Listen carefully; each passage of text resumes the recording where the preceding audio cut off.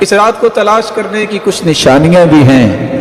سب سے پہلی نشانی یہ ہے کہ لیلۃ القدر کی رات میں وہ رات بڑی ہی پرسکون ہوتی ہے، اس میں شور و شغف نہیں ہوتا۔ دوسری نشانی یہ ہے کہ وہ رات عام راتوں کے نسبت ٹھنڈی رات ہوتی ہے، لیکن اس میں کوئی آندھی یا اس طرح کی چیزیں نہیں ہوتی، بڑی پرسکون رات ہوتی ہے۔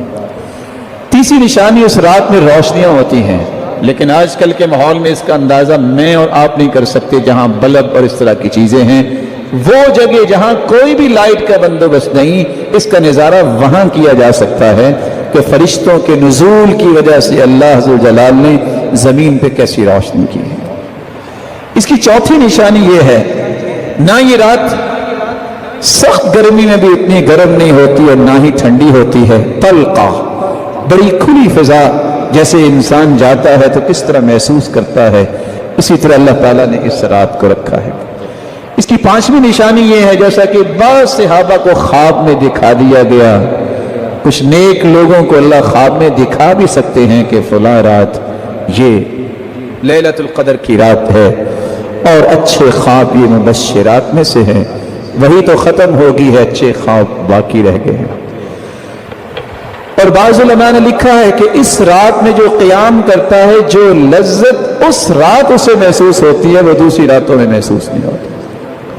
لیلۃ القدر کی نشانیوں میں ایک نشانی یہ بھی ہے کہ جب اگلے دن سورج نکلتا ہے تو اس کی شعاعیں اتنی تیز نہیں ہوتی۔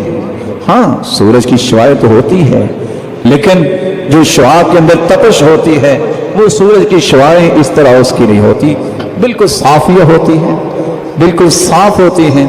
لیست کعادتها فی بقیۃ الایام، عام حالت میں اس طرح نہیں ہوتی۔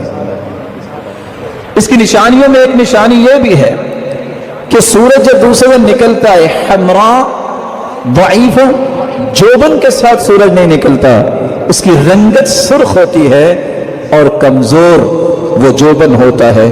اس سے بھی پہچانا جا سکتا ہے کہ یہ رات لیلۃ القدر کی ہے جو اس سے پہلے گزر چکی ہے۔ اللہ ذوالجلال اس رات کی تلاش کی ہمیں توفیق عطا فرمائے۔